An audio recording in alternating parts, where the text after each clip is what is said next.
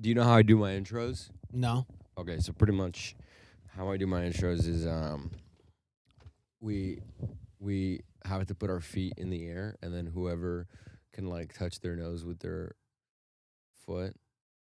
So like, so how I usually start. First of all, I don't believe that this is true at all. And secondly, motherfucker, I'm 37 years old. No, so how I usually start this is like we kiss on the lips, and I mean, I'm in the van already, you know? I already got him, guys. Fuck.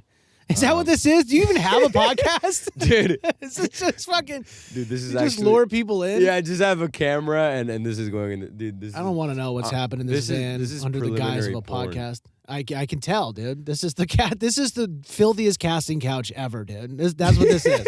This is the most... You look so uncomfortable, dude. You look like you want to go home already. We I'm didn't even too tall for start. this seat. I feel like I'm sitting on a fucking curb, dude. On a curb? Yeah, man. Like my knees are up by my chin and shit. The fuck? And I'm over here comfortably just taking up space. Like, what's up, you puny? What's Yeah, up? I'm all nice. Like, that's our guest chair. Yeah, Like, this yeah. isn't even a podcast. I know. This is I'm over here in a cubby, dude. it's actually pretty sick, you know? No, it's sick. This is a nice. You have a nice van, guy. I Thank like you. it. Thank you, bro. Do you And like- I was wondering. I was like, okay, which strategically scouted parking lot are we gonna do this podcast in? Because I have a feeling that you got deep pockets when it comes to parking Oh, lots. yeah. Dude, I know parking lots. I know Wi-Fi. I know everything. Like I told you yesterday, dude. Sunset Boulevard. If you ever need Wi-Fi and you don't have a home or anything, and you don't want to walk into a stupid cafe and pay the money because you're cheap like me, you got to go to Sunset Boulevard. Right in front of the Comedy Store is this cafe. I think it's called like Grabs Cafe or something.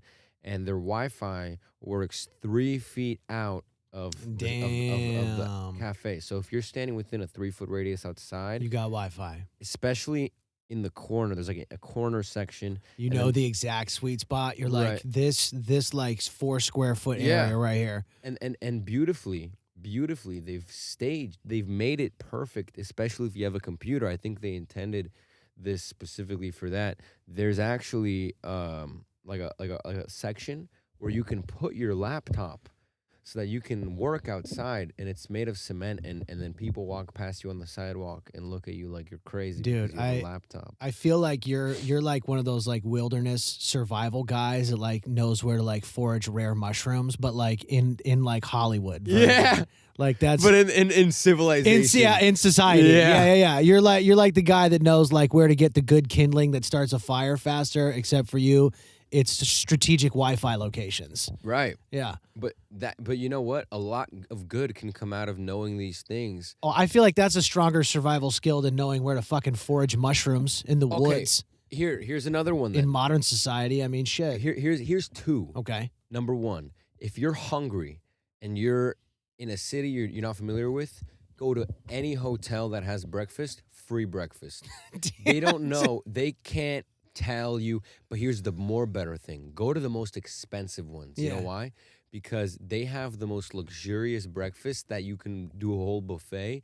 And if they do check, they're literally just going to ask for your room number and to confirm a name. So if you want to do that, what you do is you go inside, you pretend like you're part of the hotel, and before you approach the guy for like a breakfast ticket, you go up to somebody else in the resort and you start talking to them, and you find out their name, and out of like, oh wow, I'm here with my family for vacation. Yeah, we're just checking out like Hollywood Boulevard. What's your name? Oh, I'm Karen. Karen? Oh my God, my sister's name is also Karen. Wait, what's your last name?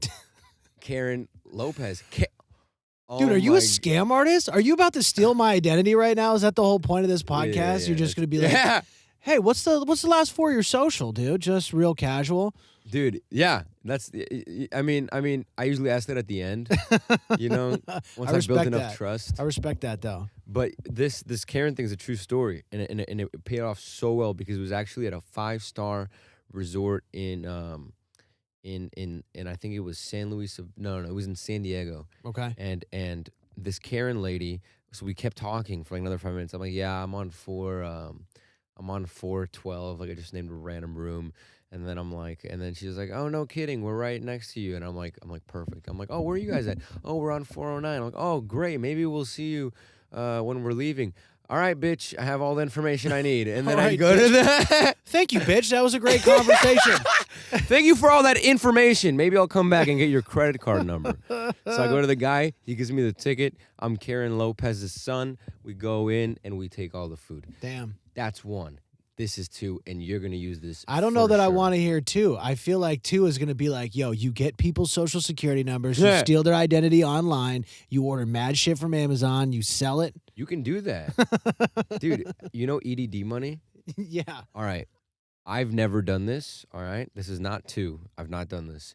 But I went to high school with the guy, and just so you know, I'm young. All right. Mm-hmm. And this like high school was like a year ago for me. Yeah.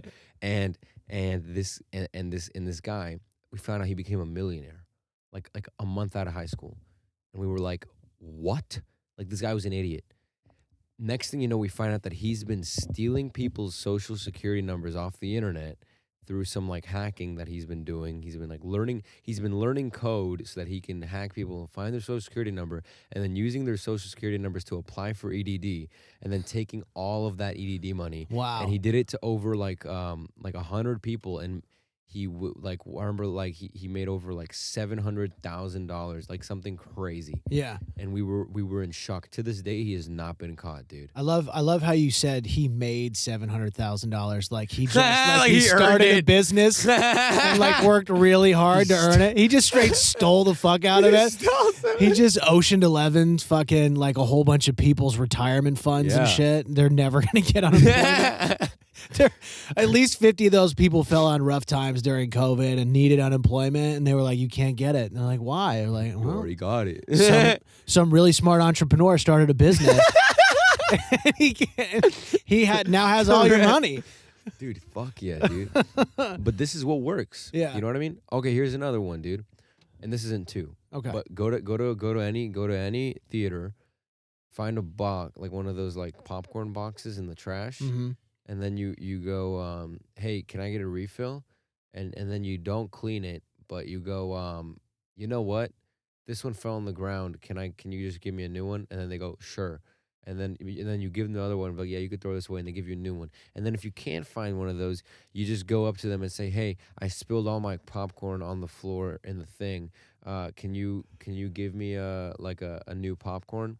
And then they go, sure, and they give you a new popcorn. And then when you go back to the movie theater to see the popcorn, they come to you and they're like, hey, where's the spill? This has actually happened to me. This guy literally comes up to me. He goes, where's he gives me a whole box, and I'm sharing it with this girl. Like we're on a date, and I'm like, I got you, baby. I paid for this shit.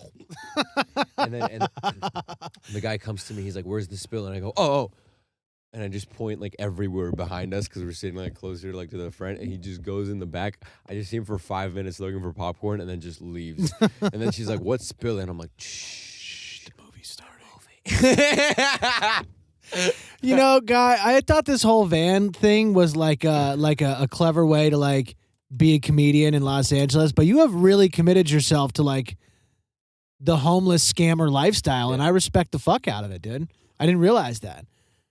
I thought you were like a van life guy. You're like, nah, man, I'm hustling free popcorn out here, bro. But you know what? Those aren't even things that these people are going to use, and those aren't even things that you're going to use. This is what you're going to use. This is number 2. Okay, I'm really curious to hear what you think I'm gonna use. I can't wait to hear this, dude. You will. Okay. Look, do you eat the things at 7-Eleven? No. No. No. Fuck no, I don't eat things at 7-Eleven, dude. Really? No, man. I hope you reach a point in your life where you don't either. So you're not going to like number 2, bro.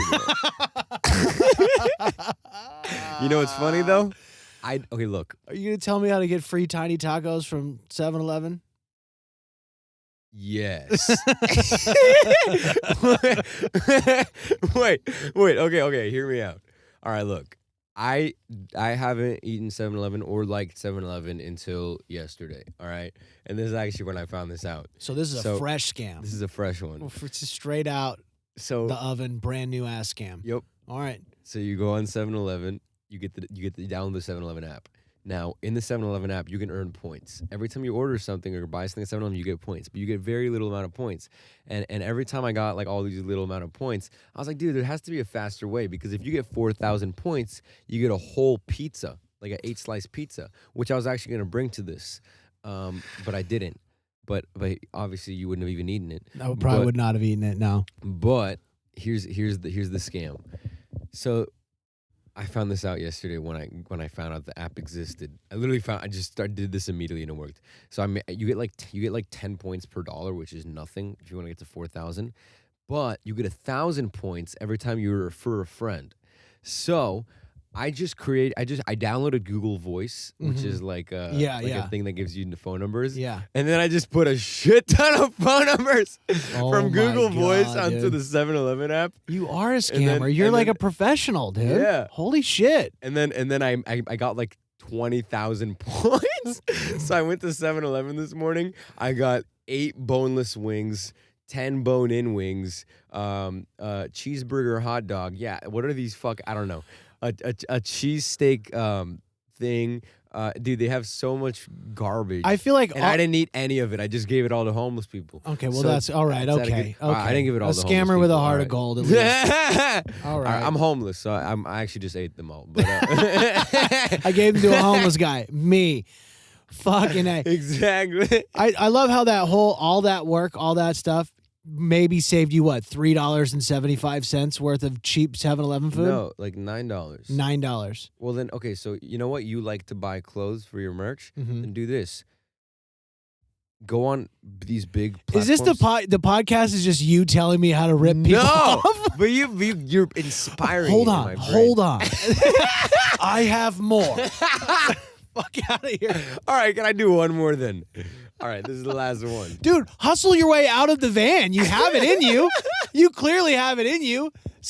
Call your coding buddy and start stealing some identities. Jesus Christ. Get a Sprinter van at least. Yeah, I know. What is this shit? And the engine barely works, dude. This is dying. And I'm out here stealing food from hotels and 7-Elevens, dude. Instead of just trying to get out of this thing. And I make good money selling solar. I don't even need to do anything. Yeah, why are you doing all the free shit? I love to do it, bro. All right. So here's the last one. If you want, next time you buy merch, go to one of these like sites like Printful, like these big ones, and then they give you 30% off for sample orders, which are up to 3 items. If you do a sample order, that's 30% off. You just went from like $11 a piece to $7 a piece. Right. All right, that's already great. Like if you're doing bulk, so you just make a shit ton of accounts. And then you use their refer a friend, get $5 off for both of you. Dude. And then you get the sample order 30% discount plus the $5 off. And how this helped me, you see that box of garbage? All my merch is in there. Yeah. And I got that $70 less than what I would have gotten because I wasted an hour and a half doing that at the Comedy Chateau Green Room. But because and this is where the story ends. When I realized that I just saved $70, I thought, you know what? Now I can spend money on the Comedy Chateau's bullshit food while I do this. So I go, hey, man, make me some chicken strips. I didn't even pay the Chateau. I paid him directly in his pocket because I'm a good person and I know the Chateau's not. And then I gave him the money. He gave me the meal. And I'm just fucking scamming away. I feel like I help the people who have less. That's what I do. I feel like if you were to like get a SoundCloud rapper face tat, it would say refer a friend. I feel like that's it. Oh my God. That's your hustle, dude. You are the refer a friend hustler, dude. Oh my God. They're gonna make a Netflix documentary out of you one day. Just refer a friend scan. Dude, you know they do that on like the stock market apps and shit, right? What? Oh, right. Yes. There you go. Like everyone gets $100. You could be that story, dude. You know what I could be? be? You get $10 worth of Apple stock every time you refer a friend. Now you can level up, bro. Get out of this van or into a nicer van. Wait a minute. Now. See, did I just flip it on? You see, you're teaching me scams, and now I'm teaching you level up scams. My scams are pussy shit compared You're to your scamming scams. 7-Eleven, dude? Who the fuck scams 7-Eleven? I'm trying to scam the people who have money. Stock market. Come on, bro. You're Step right, your man. scam up. You know what? That's why my favorite movie is Catch Me If You Can. It's a good movie. I really relate to that. It's a good fucking movie. Good movie. Great movie. Okay, who's better in that movie though? Tom Hanks or Leonardo DiCaprio? Who's better? In that movie? Yeah, in Leonardo the movie. DiCaprio, dude. I'm going Tom Hanks, bro. Really? I'm going Tom Hanks. I mean, he does play a great detective. He's got a believable Boston accent. Oh, he does. He does. He's great. See, Leonardo DiCaprio in a lot of movies is just kind of like just a slightly different version of Leonardo DiCaprio. Yeah. Do you know what I mean? You know what? Yeah, but I connected with him better. Like, Tom Hanks, though, with a few minor exceptions, Tom Hanks, though, that guy, he's believable in a lot of different characters. Okay. And Okay, that- then yeah, I see what you're saying. Solid movie, though. Solid Yeah. movie. I watched that movie a lot. Hmm. And it made me want to get into check fraud. Steal. Yeah. Check Is this fraud. where is No, that your origin? Is that your scam origin story? Catch Me If You Can? Sort of. When I was in 10th grade, our business teacher played it, and I was like, dude, this is how I want to live my life. And you were like, oh my God, I'm going to pretend to be this teacher next time he doesn't show up. Next time he doesn't show up, I'm Mr. Eeg now. You know, one time, yeah, dude. Yeah, man. One time, Mr. Eeg was peeing in the urinal next to me and just talking to me while we were peeing, and I was like, Mr. Eeg, he was talking to me about the stock market. And I was like, Mr. Eeg, I'm peeing. Has that ever happened to you? I did get fired once in the bathroom taking a piss next to my boss. I was pissing in one urinal. He came in the other urinal and was pissing next to me. And was like, huh? yeah, yes. What? Okay. Early 2000s, all right? I don't even think, I was probably 17. I was probably 17, all right? I was working at Del Taco. Okay. Okay, I was working the I see drive-through you, Del I see Taco, right? Making a big old $6.75 an hour. Big money, big money. Are you serious? Yeah, $6.75. That's how much I made. This would have been 2002. Where was this? This was in San Diego. Del Taco. That's the worst minimum wage I've ever heard. That's what it was back then. Wow. If you were working in 2002, you made $6.75 I wasn't minimum even wage. alive That's what I'm saying. 2002. I've been alive. I've been alive.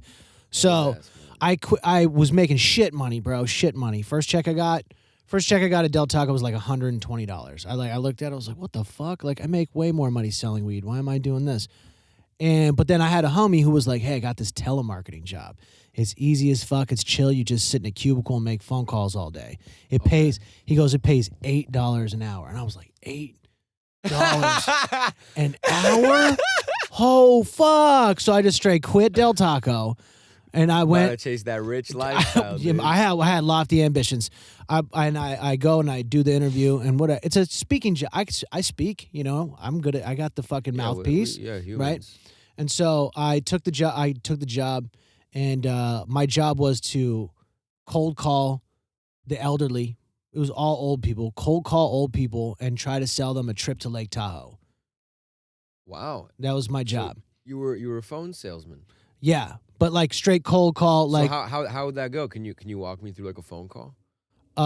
Yeah, it would be like this. I'd be like, I'd have like a whole list of phone numbers and it'd have like names or whatever, you know, and I'd be like, hello, is this Mrs. Johnson? And she'd be like, yes. And I'd be like, hi, Mrs. Johnson. This is Rick. I'm calling on behalf of, I don't even fucking remember the name of the company.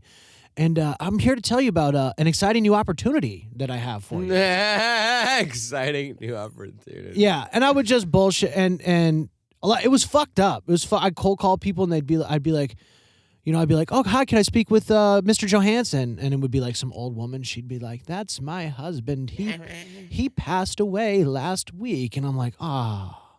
Have you heard of Lake Tahoe? Well, perfect. Boy, do we have the trip for you. If you've been looking for a great place to mourn, you got to check out Lake Tahoe. And I was God. so okay. Why grieve on land when you can grieve on Lake Tahoe? Beautiful Lake Tahoe, dude. I was so shitty at it, I'm bro. going to Lake Tahoe in 3 days. Oh yeah, Yeah. Fuck yeah. I've done a lot of stuff in Lake Tahoe. I used to play a lot of rap shows up there. Oh, nice. Yeah, Okay. it's a Bay fun Area place. shit. Fun place. yeah. So yeah, I was shitty as fuck at this job, and it was one of those places where it was like super like office. Like my boss's name was literally Bob. He wore a blue fucking tie and a white button up tucked in, like straight typical office bullshit. Oh, God. And they had this whiteboard where they would like write the stats for like everybody for the day. Oh my god! Right, and it Were would you be up there. fuck no. I mean, my name was up there, but I was like at the bottom. My name was there. Were there Yeah. tally marks next to my name? No, That's a different story. Not one. So there was like one guy there who was just like a fucking, this dude was a shark, and I don't even know how. He was like this older guy. He had the fucking, well, you know the movie The White Voice, whatever. Do you know what I'm talking about? No. Sorry for calling, or sorry to bother you, or whatever. Anyway, it's a telemarketer. He puts on his white voice. He goes like super white voice guy, and that's what this guy was. And he just would, I don't know how he did it.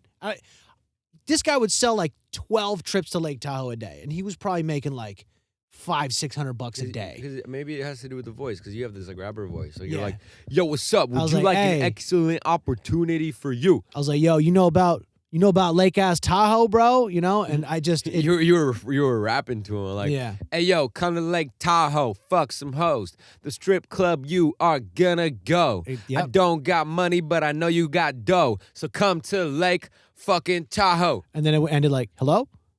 And Yeah, no. then this other guy's like, hi. Yeah. Hello. Hey, Hi, how are you? Hi, Susan. My name is Jonathan. How are you? Yeah. Jonathan, who are you? Wait, Jonathan, my son, Jonathan? Oh, no. I Not get that Jonathan. all the your time. Oh, my God. But me and Jonathan go way back. But no, this is Jonathan from summer camp. Remember me? Remember me, Susan? Oh,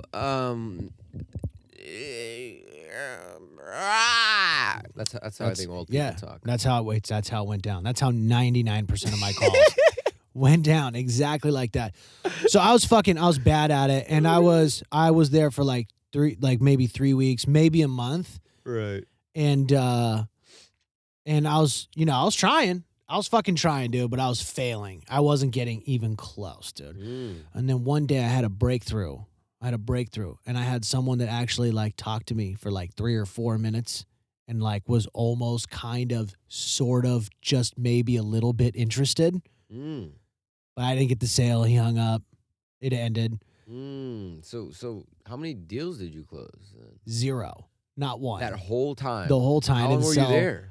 Like 3 weeks, maybe a month. I didn't sell one trip to Lake Tahoe. You made I kind of got close once. Like, that's it. You made $8 an hour. I made regardless. I made $8 an hour. And then how much would you have made per sale? I don't remember. It was like a sliding scale. There was like you could do a 3-day trip, a 5-day trip, like whatever the fuck it was. And yeah, I didn't fucking sell one thing. And my boss, Bob was always coming over and be like, "How you doing, Richard? Are you doing okay? You get any sales today, Richard? Look at Jim over there. Look at the whiteboard. Look at the whiteboard. Jim's making money over here, pal." Fucking whiteboard, dude. And we have that, man. Yeah. You know, I work in sales. We have our own Oh, it's version no of joke. the whiteboard. Yeah. But I'm always up there, so I don't care. I was not up there. But you try to sell a fucking trip to Lake Tahoe, not solar, dude. I'll do that. Sell a trip to Lake Tahoe. Sell a trip to Lake Tahoe. Dude, look. If Right you now, you guy. You want me to do it right now? I'd sell a trip to Lake Tahoe. Who's my audience, dude? If you're the right audience, Who's you your can sell audience? anything, dog. An old woman who drives a Volvo. Okay. Hi, Her name's Helen. all right.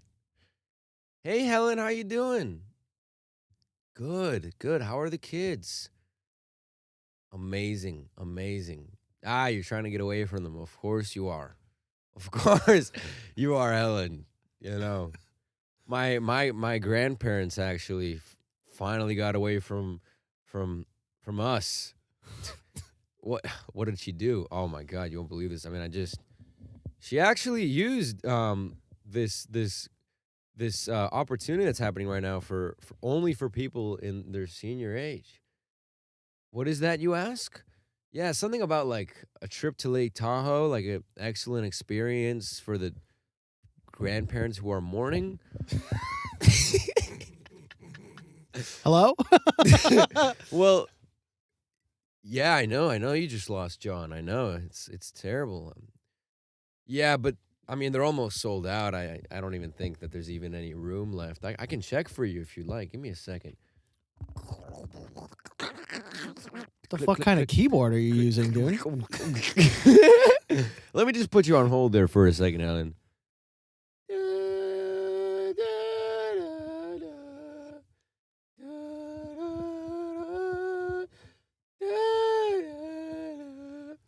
All right, Helen. You actually called just in time. Yeah, I know I called you, but I just felt like saying that. Check it out. There's actually one spot left on our wait list. But I know you're talking to Jimmy. Let me see what I can do if I can try to squeeze him in also. Would you be interested in squeezing in Jimmy? Are you opposed to Jimmy coming on? You'd love to? Okay, give me 1 second.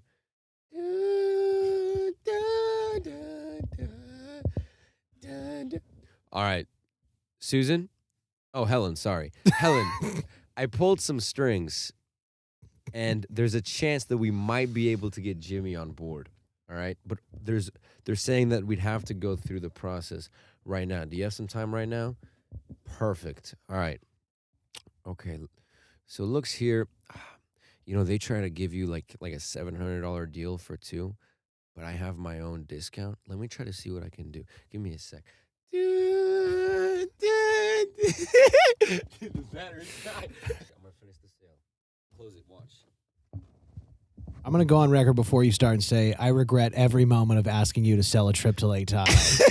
This was the most regrettable decision of my life, dude. All right. But I'm going to let you go. I have Helen on hold, so Okay. can you... Get back to Helen. Back to Helen. Hey, Helen. So I just talked to my manager, Chris, and it looks like we might be able to get you guys the trip, you and Jimmy. Yeah, let me show you the details. So here, as you can see, first we go to the cemetery of Lake Tahoe, where you can actually see all these people who died. And then you get to here, and then I go over the details. And then I'm like, all right, so we have a deposit. Would you like to put the deposit down? Can you read me your credit card number? And then she'll read me the credit card number. And I'm like, okay, now can you read me your social security number? And then she'll read me the social security number. And I wouldn't even have needed it. And that was just for me later for my EDD money. And then I'm like, all right, thank you, Helen. And then I hung up, and then I call EDD, and I'm like, hey guys, I want to file for unemployment. And then they're like, what's your social security number? And I'm like, 891-453849. Yes, like, this is Helen. Like, Helen? Yeah. Yes, Yep. This is Helen. I identify as a man now. It's 2023. I can do anything I want. I love how even in Helen. your hypothetical selling of a trip to Lake Tahoe, you still just scammed somebody. That's all you. The whole. I was like, sell a trip to Lake Tahoe. You're like, did you say scam somebody? Because I can do that. Did you say scam a trip to Lake Tahoe? Oh, well, man. count me in. All right. Well, anyway, to wrap up a painfully long fucking story at this point, I was shitty at the job. I was in the bathroom pissing in the urinal. Okay. Bob comes in, I had just started pissing. Bob comes in seconds behind me, Wow. takes the urinal next to me, unzips, right? So my dick's out. His dick's out. Perfect. At the same right next to, we're inches from each other. And he's just like, so how you doing out there, Richard? I was like, I think I'm doing good. I think I'm getting the hang of this, Bob. I think I made some real progress today. And he was like, you get any sales yet today? I was like, no, not yet, but I did. I had someone who sounded very, very interested, and I made a note, and I'm gonna call him back. And he just, before I even finished that sentence, just goes, you know what, Richard? Maybe this isn't for you. Why don't you go grab your stuff and go home? And just zips up his pants and walks out of the fucking bathroom. Yeah. Wait, he said that. Yes. He said, maybe this job isn't for you. Maybe you should pack up and go home right now. Yes. And what was your reaction? Peeing? Well, I wish I would have seen it coming. I would at least pissed on his shoes or something a little bit, But I didn't see that coming at all, and I was just like, was he already done with the urinal? Already washing? Yeah, his hands, he was. No, he didn't even wash his hands. He was just cold firing, filthy hands back to the fucking. Did you talk to him back to the after you war room? walked out of the No, I just went out and grabbed my shit. I told the tweaker lady that worked behind me, who I was friends with, I was like, hey, they fired. I gotta go. They fired me, and that was it. Dude, fired in the bathroom, pissing next to my boss. That's humbling. I don't know if that's the word that I would use, but I mean, sure. No, it was. What did you do next? Did you get another job? No, I just sold drugs. Ah, Yeah, better. I just sold weed for a Became while. an entrepreneur, made some money. Well, I was. I mean, You probably made way more money. I was doing that. I was doing that the whole time anyway. The tweaker, Right. the tweaker lady that was sitting behind me had been buying weed off me the whole time. So I didn't. Yeah. Honestly, I realized pretty quickly at that point, $8 an hour isn't fucking shit either, and I could just sell weed to people and make way more money, and that's what I did. Yeah. And then I sold weed for fucking years. That's when your entrepreneur mind kind of woke up. Yeah. That's great. Well, I was doing it before, too. I was slinging weed at Del Taco out the drive-thru. Then you fully embraced it. It's kind of like the moment where you're working and doing stand-up and then just going full sail on the stand-up. And it all started with getting fired, taking a piss next to my boss. That is, you have to talk about that. I have. I've mentioned it. I have a very short bit about getting fired from it's jobs. Gotta be something like that's a prize, dude. I want more time to tell stories. You know what I mean? Like I want more time to tell stories. Dude, open mics. But it's like 5 minutes is like not enough fucking time to actually tell a story. Of course it is. I mean, that story right there was mostly long because you were scamming an old woman, and that takes a little bit of time. Well, yeah. I mean, although you did scam that woman in like less than 6 minutes, which is pretty impressive. I mean, you move quick. I can sell, dude. Move quick. You move quick. I respect that. Dude, and by the way, you think I can't sell a $1,000 or $2,000 trip to Lake Tahoe? I sell $60,000 solar systems. Yeah, but to people that own homes. Mm-hmm. I'm calling fucking random strangers, dude. And mind you, I was 17, dude. Nothing about my voice sounded 19, trustworthy. Bro. No, you're not. You don't know that? You're 19? Yeah. Are you serious? How old do you think I was? I don't know. I thought you were like early 20s. You 19? Yeah. Damn, bro, you make me feel old as fuck. Okay, you know what? This is what I think would be cool. I already know I can make money. You're 19? Yeah. Damn, bro. My oldest daughter's only fucking a few years younger than you, dude. Okay, Grandpa. You stay the fuck away from my. You stay the fuck away from my daughter. Away from my daughter, motherfucker. You sick bastard. I'm a sick bastard. I didn't even do anything. I was being honest. You are 19 and you exist. You stay away from my family, that's motherfucker. That's right. I'll stay away. Nah. Damn, for real? I didn't know that. Here's what I think is cool, though. I know. Now you make me feel old as fuck. You just called me Grandpa. I'm 25, all right? Technically, I could be. 25. I'm 25. Are you lying? I don't know. I don't trust you anymore. I found out how much of a scammer you are, and you're telling me different Do I numbers. look 19, bro? You could pass as 19. I would believe it. Thanks. Yeah. Thank you, bro. Do I look 37? Nah, dude, you look at least 45. Thank you. I appreciate that, dude. Yeah. Yeah. Hell yeah. The wind outside doesn't help with the hair, you know? Yeah, the receding hairline kind of gives it away. It's a dead giveaway, yeah. Nah, but, when it's way up here, dude, you know? McDonald's. Nah, dude, my hairline's also receding, dude. That's why I got long hair. No, but this is what I was gonna say. When I start making like closer to like $1 million, like on a monthly. When you really learn how to code and steal people's identities in a real profitable way, and when you stop scamming 7-Eleven and you start scamming real people who have money, right? But 7-Eleven has money, that's why I scam them. But here's what I think is cooler: to get the best stand-up. My purpose in life is not like I'm a firm believer in Stoicism. Mm-hmm. I'm a Stoic for sure. And are you familiar with Stoicism? Enlighten me. It's a philosophy. It's a Greek or Roman philosophy. I should know that, but I don't. And I'm a firm believer in something that I'm not quite sure about. Exactly. Okay. And because like these are the facts I don't give a shit about. But a Stoic is someone who doesn't value anything outside of anything that they are. So like it's like everything that a Stoic is someone who doesn't value like anything like that has extrinsic value. Is more someone focused inward on like the intrinsic value of life. Okay. Like breathing and living and like finding the value in like the like taming of the mind and of just being like elevating and growing. And then there's people who like value like the successes and achievements of money and whatnot. And part of being a stand-up comedian, a great stand-up comedian, the best stand-up comedian, I think, is someone who believes and practices stoicism. And the reason why I believe that is because a millionaire runs out of material quickly. Because I mean, you want to relate, but also because like I mean, you know what I think? I think that's a lie. I think there's always material. But what I want to do is this. I'm already making good money. Mm-hmm. Like let's say with solar, I'm making like $10,000 a month, right? Mm-hmm. So I want to get a job at like 7-Eleven, all right? And I want to work that door. If they see this and they realize how much you're scamming them, I don't know if they're going to hire you, dude. I don't think. I want to get a job at 7-Eleven, and I want to stand like I want to be like one of those Indian guys that like take your order. Yeah. And I want to do the night shift, and I just want to get all that material, bro.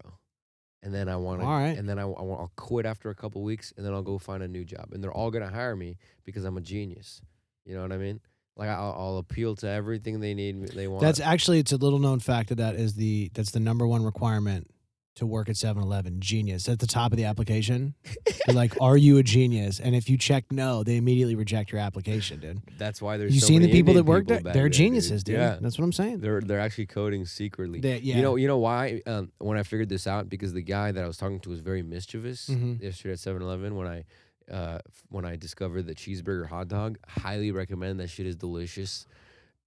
And how do you eat like that and you live in a van? I bro? don't, dude. I actually, it was a reward for me because I only eat healthy shit. Like if you look in my refrigerator and in my pantry, all I have is fruits, vegetables, raw meats, like nuts. I don't have any chips. I don't have any candy. I don't have any of that shit. But when you scam, I scam, just throw it all out the window, dude. Yeah. Yeah. Because I earn that shit. All right. I earn those. I can respect free that. foods. I can respect that. So yeah, I got this cheeseburger hot dog. It was delicious, and then I'm like, I wonder what this guy sees. He sounds like he's very like clever, and then this homeless guy walks in and he's like, you know my tobacco, you stole my tobacco. I know you did, you fucking Indian bitch. And he's like, oh yeah, I stole my tobacco. I stole your tobacco. And then he's like fucking with him, and he's like, I know you did. Tell me where it is. Why would I steal your tobacco? Why would I steal your tobacco? Because you know, I don't know why, but I know you saw where I dropped it when I dropped it. Okay, and why do I care what it is? Why don't I tell you? Because and then the homeless guy just leaves, and I'm like, this guy's a genius, dude. Like I need to be. I told you. I need to be. First question on the application: are you a genius? Number one qualification to work at 7-Eleven. Full circle. If Albert Einstein were alive right now, he would be working at 7-Eleven, 100%. 100%. 100%, dude. 100%. 1,000%. 100,000%. You know what? 1,000,000%. 3.14161984557%. You are a genius. See? That was probably all wrong. But, yeah. But you sold it. It sounded believable. Anyone at 7-Eleven will hire you if you threw that out there. Right. But I do love your entrepreneur story.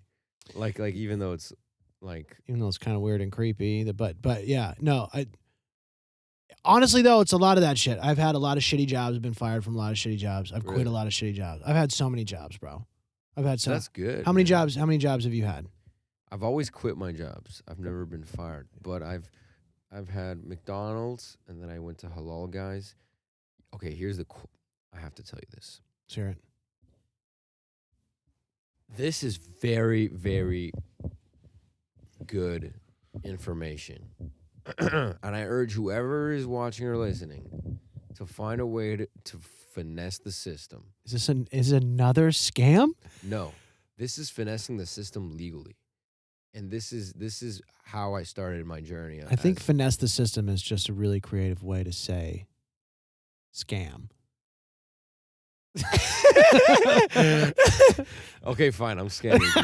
All right. No. Finesse the system. Finesse the system. All right. So here's the thing. My third job ever was working at Safeway, which is a grocery store in the Bay Area. I know Safeway, yeah. It's like the pavilions here, like Ralph's. Yeah. So I'm working at Safeway, and I hate it. My boss sucks. He's a dick, and they're just two stuck-up guys. And finally, dude, I have enough, and I'm like, I want to get out of here. I'm making $16 an hour, okay? $16 an hour. One day, I see this guy trying to sell signatures, like those petitioning guys in front of the Safeway. Mm-hmm. And I go, hey, how much money are you making doing this? Like, how much money have you made today? And he goes, look, bro, how much money are you making? And I'm like, $16 an hour. He's like, I make $8 for every signature that someone signs. So you're making $16 an hour. I'll make that in 2 signatures. Wow. So what I do is I ask him to give me some of those papers.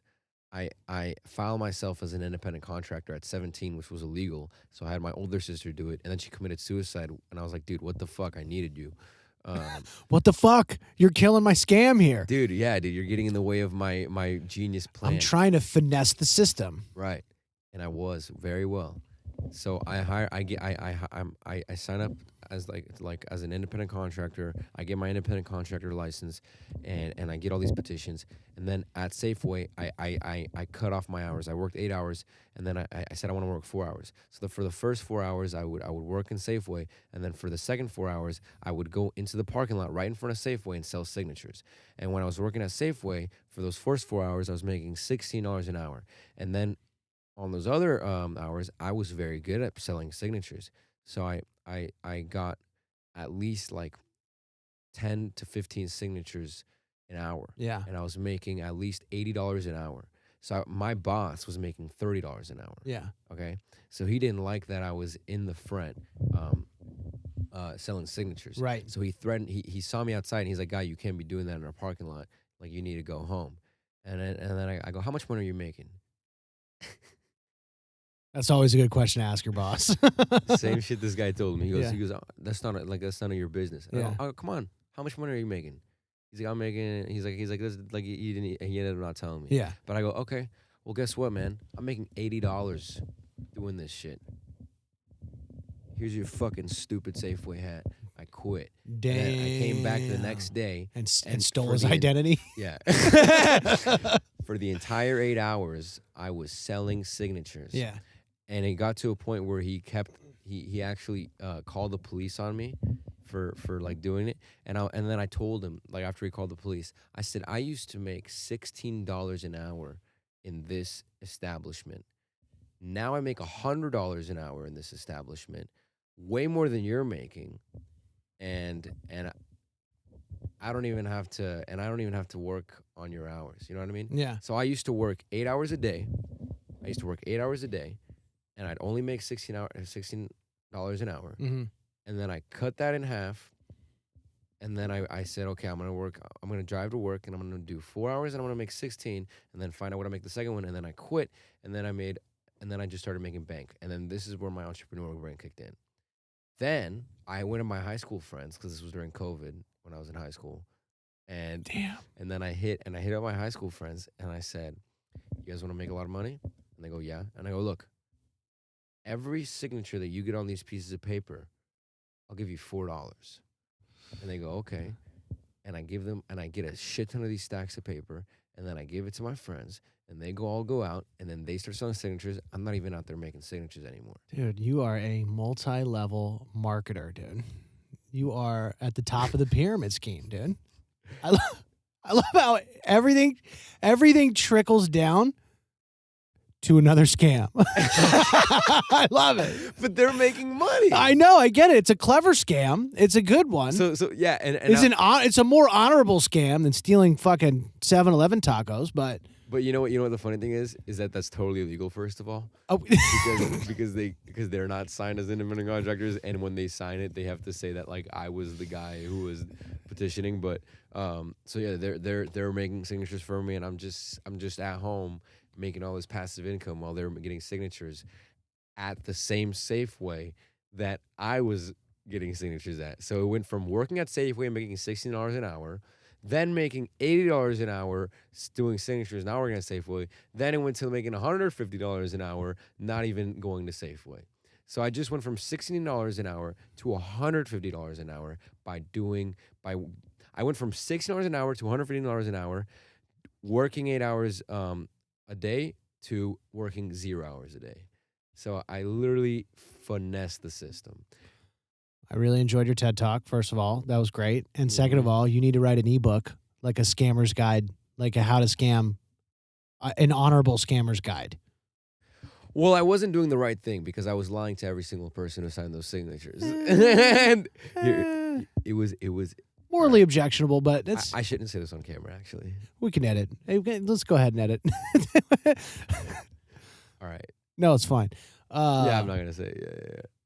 Let's just say I wasn't. I said I sold drugs on your podcast. All right, too. fine. I'll say I it. sold weed for a long time. I don't anymore, Right. unless you're looking. He works at a dispensary, guys. So if you want that goody, No, no dispensary. No or dispensary. not dispensary, I but work like behind liquid. the scenes. I work Yeah. behind the scenes. Well, right. I make shit happen, You bro. Make shit happen. Yeah, Facts. yeah. Yeah. Nah, That is smart though. That's clever. But you see angles, right? Right. I feel like there's a difference between the people, the entrepreneurial types and people who see angles, right? Right. What do you think is the difference? Well, I think the entrepreneurial types are the people who are, more inclined to like start businesses, right? More inclined to like commit themselves to like an idea in a way that creates income like from a very official standpoint. Like I see entrepreneurial stuff to me is like a guy that goes, I know a lot about cars, so I started a car lot, right? Okay. You see angles. I think there's a difference because entrepreneurs want to work. People who see angles don't want to work. Right. They want to make the money with less work. Mm. And I've kind of always had a similar mind frame too. It's why I started fucking selling weed.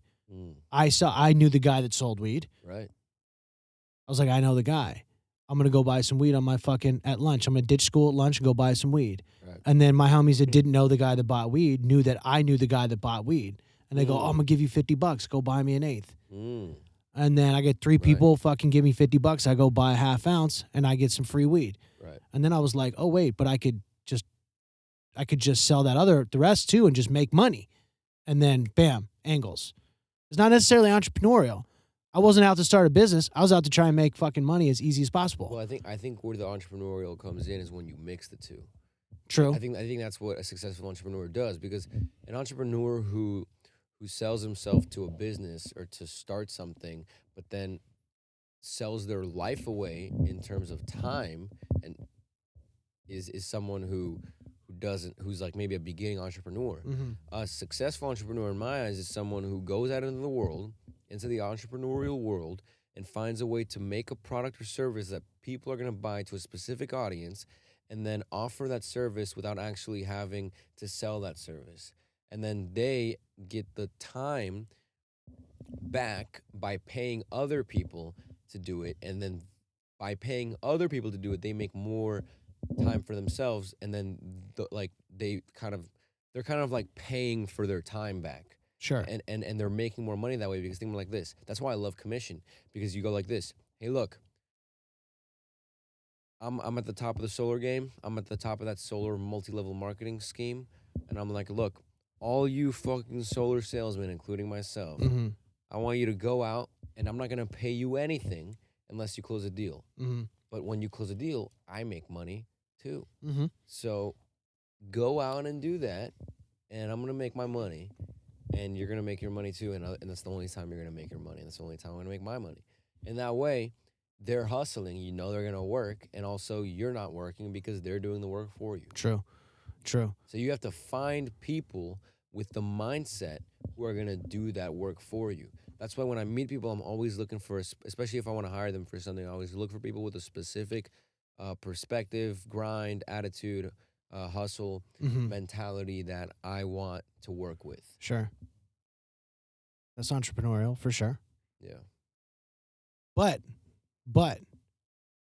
ultimately though, what's your goal In terms of what? in terms of just life in general? Stand up, comedy, So comedy, content so creation, it's- acting, all of those things, Mhm. right? So the way that I think about Okay. your It's about approach, which is a smart approach. Ultimately, I think that your approach, and this is why I say, and I'm not saying like, oh, you're not like, I'm not saying I'm not an entrepreneur. I'm not saying you're not an entrepreneur. But what I'm saying is I think that you have the ability to find angles that help validate your bigger picture goals, which are entrepreneurial minded, but not necessarily in that same spirit, right? Because like, same thing for me. Like, I would like to do stand up full time.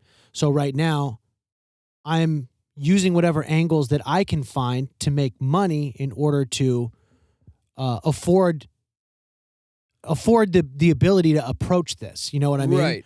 Like, I can't do it unless I have the financial means to do it. Well, this is a business in itself. It is a business, right? But I'm So- saying, like, is your ultimate goal as an entrepreneur, right, to be a solar entrepreneur, or it's to be in entertainment? Well, here's the thing. It's kind of like it's kind of like the ends justify the means a little bit. Does that make sense? It does. Right? And so you're doing what's necessary in order to continue pursuing the lifestyle that you want to pursue, and in order to achieve your eventual goal, which is not necessarily in the same vein as the things that you were discussing.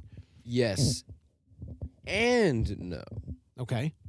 You asked me what was my goal. Yeah. My goal is solely stand up. Yes. And the reason why I'm considering killing myself is because I'm doing it. And Is I'm this like, another scam too? Is this how you're gonna get? Are you gonna like steal my? You're like, if you just give me your wallet and your credit cards, I won't kill myself. No, I'm not gonna kill myself because I'm like suicidal, but like I'm like fine with death at this point. Just because like I feel like I'm doing what I want to be doing. Yeah. And it's like, all right, like I'm 19 and I'm feeling good about like my life choices. But here's what I'm saying. You asked what my goal was. My goal is stand up. Okay. And let me tell you why I'm an entrepreneur in that sense. And let me tell you why this is a business. In the business of stand-up comedy, the business works against you from the beginning. All right. You have to pay money if you want to perform. You don't get paid if you perform. It's a fucked up business. And you only get paid when you're at the top. So you have to learn how to play the game correctly. Sure. You have to learn how to get paid because you're not going to get paid. This is a business. So you have to think about every stream of income. But here's the thing. A lot of comedians don't think about that. Sure. Because a lot of comedians and a lot of the people who are in this game don't have that mind. Sure. Because comedians are not really like generally speaking, a lot of comedians don't really have like a really smart financial mind. Sure. A lot No, of comedians 100%. are idiots. You know You're what I mean? fully right. You're fully right. But we do have a very philosophical perspective on life that gives us an edge, but just not a financial or successful edge. Totally. So we get scammed and fucked over, and we let ourselves get scammed and fucked over. Sure. Which is great because if you can be like the goldfish or like like if you can stand out in this industry, then you can make money. So here's how I see it. I'm a business, all right? I'm a brand. Right. And I'm cash flow. Sure. And part of my cash flow in this business is I'm the product and the service that I'm selling. Sure. And the way that I'm going to make money in this industry is I'm going to look at like this thing, and it's money out, money in, money out, money in. And I look at all the outs and all the ins. Okay, so what's the outs? This is how the business is scamming me.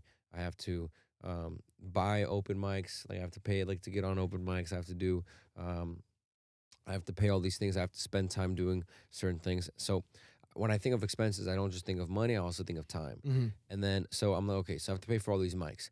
What's going to cover these mics?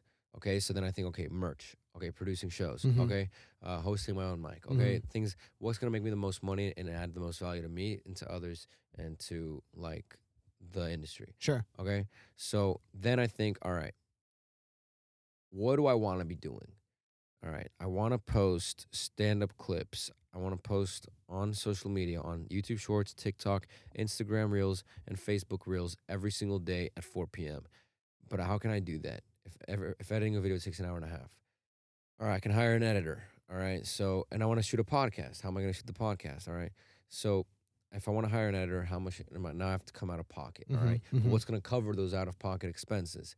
So I can produce a show to cover those costs. But now I have this open mic, so maybe I'll produce this, and then that will cover like the open mics. But I also have to pay for like the club, and then I have to pay the comedians, and I have to do that. Okay, so now I have to start a merch line so that I can make money and then sell merch there. And then now I'm starting to get monetized on TikTok. So that's another stream of income.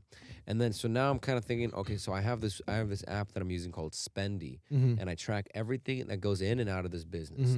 And the majority of the ins are guys' night shows and the merch now. Yeah. And that's kind of, and then like unless I'm doing like a good show that pays, then I'll get paid like pennies. But now I have like ins, and then that money I use to buy myself time. How do I buy myself time? I hired a phenomenal editor, and who's a good friend of mine. He does a great job, and I recommend him to anybody who asks me who edits my videos and who edits my videos. Yeah. Shout out Jared Senna. Hey, Jared. Yeah, dude, great guy. If you're looking for an editor, talk to Jared. All right. And yeah, he'll hook you up for sure. You see my videos, so you see the results. Yeah. But I'm not saying like the viewership results are good because they're not. I know. Yeah. But the video quality is the good. product, Yeah. So, he's getting really well over time, and we're learning together. And hired editor. Okay, now because here's the thing, objective. Let's start from scratch. Objectively, where do I want to start how do I want to spend my day and spend my time? Writing, performing. Sure. That's it. Sure. Okay. I want to write, I want to perform. But I also want to upload videos. So now I have my friend who's editing for me. Okay. So now I have to edit out of the way. Okay.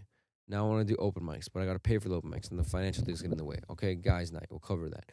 Oh, and not only that, it's giving me stage time. Okay, sold out the show. Now I need to sell out the venues. What's my marketing strategy to sell it out so that I can sell it out quickly and not have to deal with it? Got that strategy, implemented it, worked 100% of the time. Keep using that strategy. Go back in my life, not even worrying about selling out. Blah blah blah blah blah. Make more money, make more time. All in all this, Right. just so that I can have time to write, Right. and to perform. And with all that being said, with all of these things that I'm doing, how much time do I have to write and perform? Every day I have 3 hours to write and 3 hours to perform, and that's 6 hours a day. I still have other things to do in the day. I still have to talk to my editor. I still have to upload the clips. I still have to make edits myself. I have to shoot this podcast, which I love doing. You know what I mean? This is content, but it's also fun as fuck, and, and it stimulates my brain to write and perform too. Right. You know?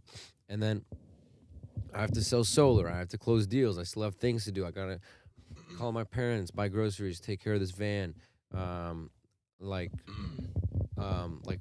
to producers, send out emails to clubs, produce guys' night, sell tickets, sell merch, talk to fans, blah. That's it. So okay. Obviously, everything that you just spelled out is 100% in line with the idea of being an entrepreneur. But you're like, you're not an entrepreneur guy. No. No. I don't want you to think that's what I'm saying. That's not what I'm saying. What I'm saying is, let's say tomorrow shit pops off. Yeah. All of a sudden, you're getting paid lots of money to do stand-up gigs. You're selling out clubs across the country. Are all of those things that you have to do to justify or to support your lifestyle right now, are all of those things still going to be important, or are they all now no longer necessary? And well, like you were just saying, like the whole, like the solar thing, okay? You got guys that are doing that, you know, all of these things that we're doing, and, you know, this myself as well. Like, as soon as I have a valid reason to no longer do all the other things that support my financial needs, because stand-up is now supporting those things, those other things go away, right? And so that's what I'm saying when I say you have the ability to see angles, because I think there's a difference. I think there's a difference between people who, entrepreneurial people, are business-minded in a traditional business aspect. I know you yourself are the business, right? But your goal is not to necessarily open a fucking store and hire people and then open another store in another fucking city and then hire people there and then create a corporate structure and all.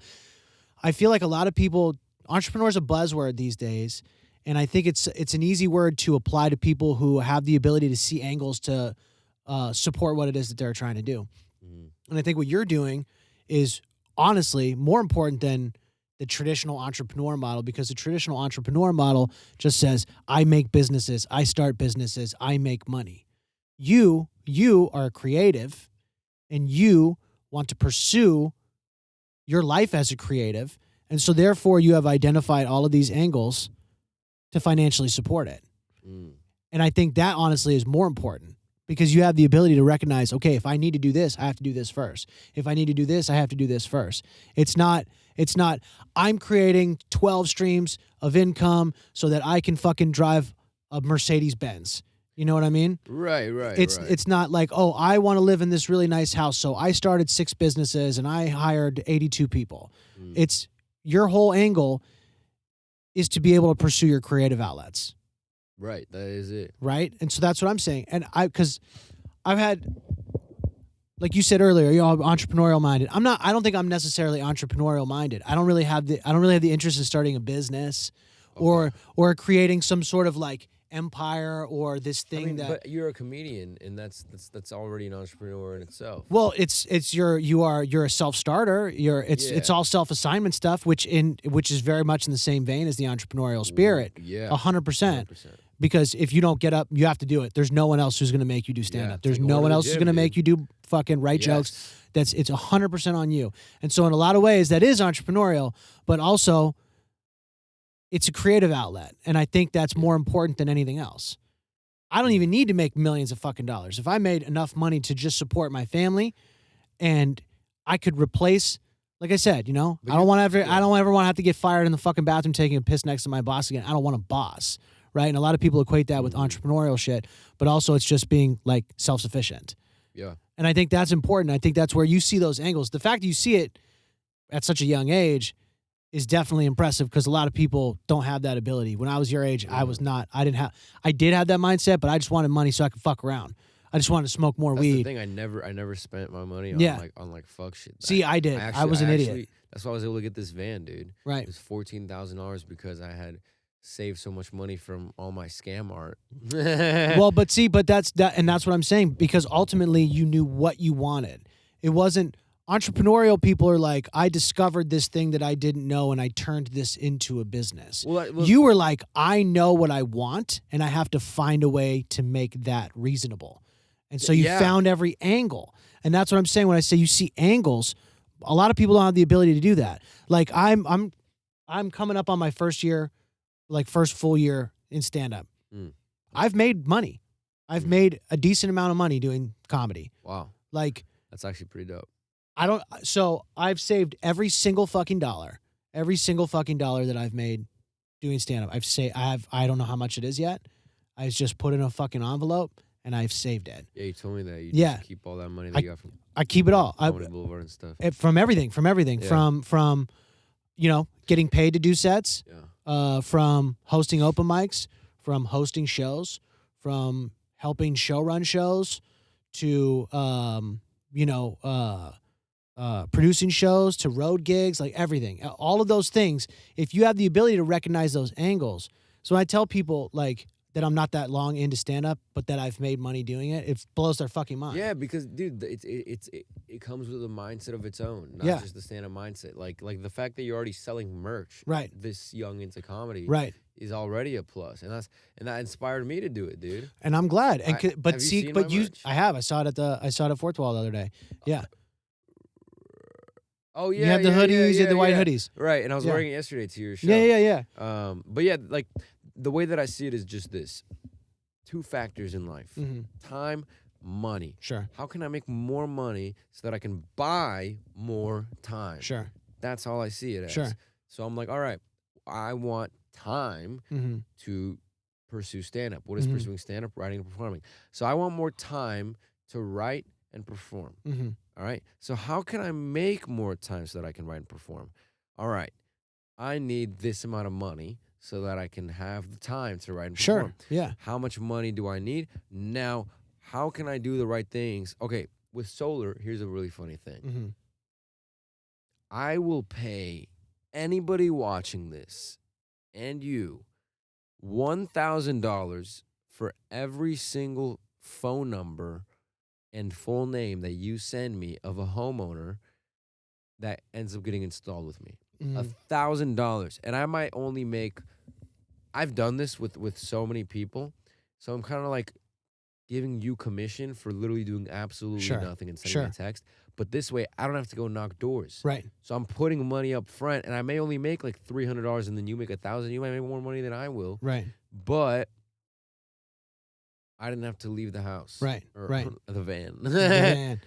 No, I get it, and so it's like it's what you were saying about the angles, pretty much. It's angles. Well, and I do think, like, if you really want to ask yourself like where you stand on that. If it wasn't necessary tomorrow, would you still do it? Like the solar thing you just pitched. If stand up fucking miraculously materialized into a full blown profession, then tomorrow, would you still do that if you didn't have to? Then this is what I'll say. I probably wouldn't, but first of all, I love doing it. I love selling solar. I love everything I do in my life. From the moment I wake up to the moment I go to bed, I love every single thing that's in my calendar. And that's the lifestyle I wanted to live since I was a little kid. just to love every single thing that I do from the moment I wake up to the moment I go to bed. Yeah. And now that I'm doing that, I'm like, all right, I wake up in the morning, I do what I love, and then I go to sleep and I love what I do. Right. And that's how I live my day. Mm-hmm. And one of those things that I love to do is I love selling solar because I love the art of selling. I think it's just the same as stand up because Mm-hmm. you're just selling to more people on Mm-hmm. a stage, Mm-hmm. jokes as opposed to selling to someone Sure. a product, one person to the next. I learned so much. I have over 100 homeowners that I deal with. Mm-hmm. I have a pipeline of customers, and I make phone calls, and I take care of them, and I deal with them, and I run this shit.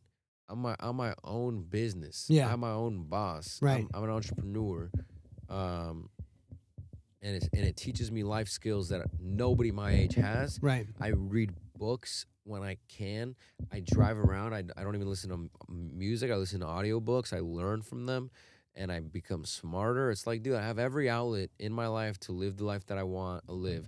I don't need $1 billion or $1 million even, because those things, those lifestyles attached to that don't flatter me as much as the things that I can do with no money at all. Sure.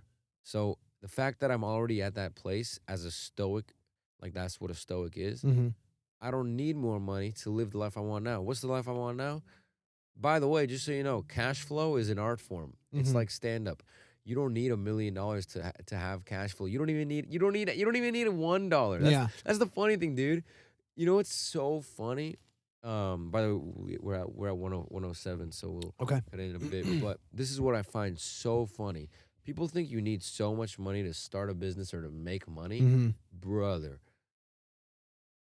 money is such a mindset, and that's all it is and all it will ever be. Mm-hmm. That there's no such thing as like, oh, I need like to be a millionaire, or I need this lifestyle. Like when I thought, okay, I wanna have videos online every day, but I don't want to edit, and I need an editor. I didn't think, but then I need an editor and I have to pay an editor. Mm-hmm. That was my mindset. It's like, oh, I can't do that because I don't have an editor. That's what the regular person would be like. Yeah. I can't have like edit because I don't have an editor, so I have to edit them myself. But that's gonna take time. I think, okay, I don't have an editor, and I don't have the money to pay for an editor. Right. So how can I make the money to pay for an editor, and how can I find an editor? Right. And then I found that out, and then now like I have more time to perform and pursue stand up and just Sure. do content for him. Yeah.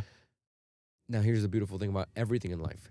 If you have a credit card with at least like a $3,000 max spending limit or $4,000 max spending limit, you can drop like $300 on a leased car. Mm-hmm. And then every month let that credit card pay. It's not even coming out of your regular bank account. And then you could put it up on Turo, which is like an Airbnb website for cars. Mm-hmm. And then people will rent out your vehicle for like $50, $60 a day. Yeah. And then now you're making like, let's say it's not like $1,500, but you're making $900 a month just Yeah. putting your car up there. Right. Dude, you just made $900 a month. Right.